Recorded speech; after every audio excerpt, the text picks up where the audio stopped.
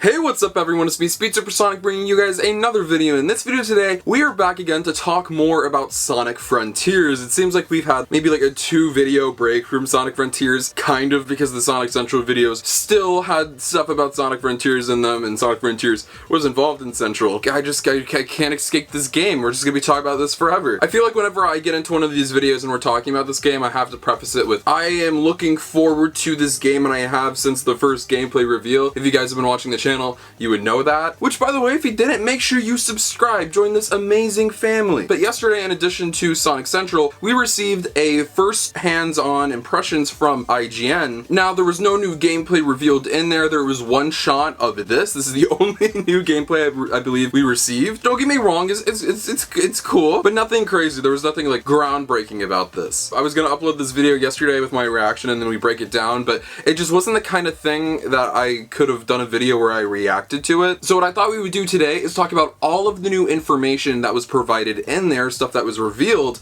about Sonic Frontiers, because there was a lot revealed, probably the most clarity we've ever received from this game so far since its announcement. And also we take a look at some of the things that the person at IGN who played the game had to say about it, because it's very positive. So there's an article, but it's really just the script of the video written out. So what we're going to do is take apart the most interesting segments of it, such as the reveals and the impressions. We're going to kind of cut out all the fat. So it kind of talks about Sonic's history as a character, all that he's done as a video game character, as a TV show character, as a movie character. He's accomplished a lot and he's done a lot, but open world hasn't been one of those things. And even though, me personally, I've always wanted an open world Sonic game ever since I was a kid and I saw this photo of Sonic 06, like obviously an early build of it, I was like, man, what if I could just run throughout that entire thing? I've always wanted that, ever since I was a kid, and we're finally getting it. But when it leaked that that was the game that we were getting, there was excitement, but there was also worry, because you're going from this, which is the most linear, boring, straight to the point level design you can think of, to the most broad stuff that you could possibly do. So I was very nervous. But something they said that reassured me is that, in the words of Crush 40, open your heart, it's gonna be alright. Automatically, in the second paragraph, there is a lot revealed. We already knew that the game would kind of have a somber and serene tone because of the music choices, like even during bosses, there's like this piano and orchestra. Do I think that will apply in the actual game? No, I think we'll get some real music when action sequence happens. After falling into a wormhole with Tails and Amy, Sonic finds himself separated from his friends and all alone on an isolated island with nothing but an AI voice guiding him to collect the Chaos Emeralds. Chaos Emeralds have been such an important part of Sonic the Hedgehog stories in this franchise, and they've kind of just been forgotten in the past 10 years for whatever reason. Games like Colors didn't have them in the story. Generations kind of did, but I don't even really count that as like a story. Same applies to Lost World, same applies to Forces. They've kind of just given up on using Supersonic and Chaos Emeralds in stories, but it seems like it's finally making a return, and I couldn't be more happy about that. Even though this isn't confirmed, I think it confirms that we'll eventually see Supersonic in the story. And this was already kind of confirmed because Justin, who works on the social media team, if you guys don't know, every once in a while the Sonic official accounts do Sonic official streams. I think a little bit after the Game Awards trailer release, they talked about how the voice you hear in that trailer is Cindy Robinson as Amy, and that Colleen would be returning as Tails. We didn't hear too many other characters mentioned. I think we only figured it was Amy and Tails who were the ones who were returning, but at least it's confirmed that Tails and Amy are in that wormhole with Sonic, so I'm interested in seeing what happens to them in the story and how they apply to what goes on with Sonic, because they are going to be separated. So I wonder what's going to go on with them and what's happened to them. And I'm assuming that AI voice is the Ghost Girl, who's been infamously rumored and talked about since the first Sonic Frontiers trailer release all the way back last May. A lot of fans have speculated that this concept art is of the Ghost Girl. I'm sure we're going to get an official name for her soon so we can stop calling her the Ghost Girl, because she might not even be a Ghost Girl, she's probably just AI. But I think this also confirms that Amy is not the Ghost Girl. Those two are separate characters. They also talk about how there's no like Crush 40, there's no like Sonic quips going on. It's just Sonic in this big open environment exploring. It's very different from anything Sonic we've received before. Change can be hard, but I also am excited for it, but I've also always been a revolutionist of sorts. Like, I want to see the Sonic series do something different, because clearly if we've been looking at the past few years when it comes to video games, things haven't been working too well, and I think Sega knows that, and a change was needed, and this could be the change. Zuka talks more about the difference between open world and open zone. Now, I'm not gonna lie, I have no idea what he meant, and I still don't understand what he means when he describes the differences between like this and like Zelda, for instance. So they're calling it open zone, but like, if we're being real, It's an open world game, but they're sticking with their open zone terminology because I guess they think it sounds cool. Now, one of the biggest takeaways from this IGN First Impressions is that the person who is writing this and is talking about this says that he played this game for over 4 hours. He didn't beat the game. It didn't even sound like he touched that much of the game, just from this like short time period he said, and it was 4 hours long. If you guys don't recall, a lot of Sonic games in recent years have been that or shorter. The fact that he played 4 hours of this and it seems like he didn't really even touch the surface, that's really reassuring, in that Frontiers is that AAA experience we've been wanting for a very long time, and that we're going to be able to have this game and play it and not be done with it for like hopefully like a couple months. That would be awesome. Maybe a couple weeks. I'm sure people are going to zoom through this thing and like they'll do nothing but play it. I'm not sure how dedicated I will be to that, but knowing that I will be having this game that will take a bit for me to complete is so reassuring, and I'm so happy about that. Him simply saying 4 hours means it's automatically longer than a majority of Sonic games we've received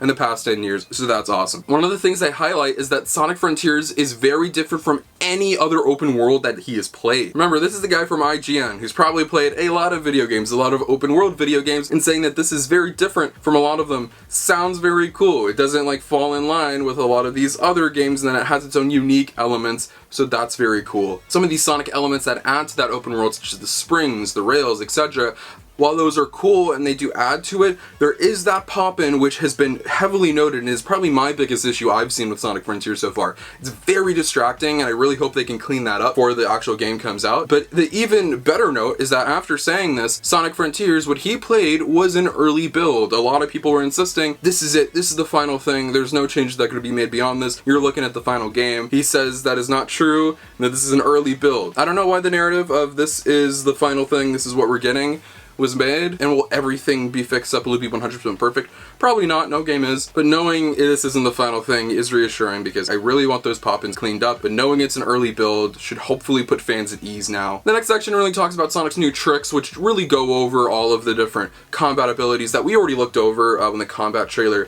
dropped. Spin Cycle, or is referred to in here the Psy Loop, so I'm interested in to see if they've changed the name to the Psy Loop. I'll try to keep calling it the Psy Loop, but if I ever call it the Spin Cycle, it's their fault. A lot of positive feedback on the combat, but when you defeat these enemies, you get XP, which you can use to purchase new skills on the skill tree, which was mentioned in past leaks and that we speculated is confirmed. That is a thing in the game, and they say some of the later skills you can unlock are insanely cool, so that's awesome. Next are the bosses. Now, we know that these bosses are huge, but they also say the bosses are the part of the game that need the most work. He said there are a couple bugs that he experienced while fighting them, which is completely fair. I mean, it's not like he's only saying good things about this game. There's criticism being offered, like the pop-ins, the bosses need some work, and the boss did look a little interesting in some parts, so we'll have to wait and see. But now this is a part that we've been waiting to hear for a long time. When you defeat these bosses, they give you portal gears, which give you bite-sized, modern Sonic cyberspace levels, as those have been referred to in the leaks. It's like Generations, it's like Unleashed, it's like Forces. We'll see which one it decides to play like, but the term bite-sized is interesting, so we're not sure how long those will last. I'm assuming not going to be super long, but knowing that the bosses is how you get into those, that's a very interesting part. And they each have their own handful of missions that you have to complete, such as beating the level in a certain amount of time, collecting all the red rings. The red rings are confirmed, and by completing these levels you get a vault key, which unlocks the Chaos Emeralds, so that's very exciting. And by closing off, they say there are obviously bugs and things that need to be fixed out in this early version that he played, remember, but the question of if Sonic can work in an open world, they said the answer is a resounding absolutely. Which, coming from IGN, coming from them of all people, is the #1 thing you want to hear from a reputable website like IGN. Hearing that is very good. That does give me confidence in Sonic Frontiers, and I really loved everything I heard from this. I expected for there to be bugs. I already noticed the pop-in, and hearing that, how unique it is and a step forward this is for the Sonic future, is what I want. I want the Sonic series to step into the future. The last thing I've wanted is for Sonic to be stagnant, and he has been stagnant for so long. I've been hearing people talking like, we want the Sonic series to step into the future, and now people are like, why can't it be like this again? It's a little confusing, but it is what it is. It was time for something new, and this seems like it was providing something new. This has made me more excited for the game. than ever before. I was already looking forward to the game with the gameplay, and now hearing them talk so positively about this game and offering stuff like the Chaos Emeralds and that discussion, and Sonic's friends also being in the game, and how the cyberspace levels work. It's so exciting. We also know Knuckles will play some kind of role in the story because of Sonic Frontiers Prologue, which is teased at Sonic Central, so we'll see how Knuckles plays into this game. But man, I am so excited for Sonic Frontiers, and I want to know what you guys think. What did you think of the IGN first hands-on impressions? Did you like what they had to say? Are you a little worried about what they had to say? Let me know in the comment section down below. I'd love to know what you guys have to say. Feel free to follow my social media. Links to my Twitter and Instagram are in the description below. You can follow those buttons, look at my live feature content and all things Sonic the Hedgehog. But most importantly, if you are not subscribed, make sure you are subscribed. It's the #1 destination on YouTube for all things Sonic. We talk about video games, TV shows, movies, comic books, merchandise, and more. We talk about it all. We still have more stuff coming this week. In fact, tomorrow and the day after. We have Summer Game Fest tomorrow, where I'm sure we'll get more info on Sonic Frontiers, maybe a proper trailer finally. And also we have Netflix Geek, where we'll be getting a new look at Sonic Prime. We're not sure what we're gonna get, but we're definitely gonna get something, and I'm so excited for that show, so make sure you stay tuned. I love you all. Thank you for watching this video, and I'll see you guys in the next video. Peace out.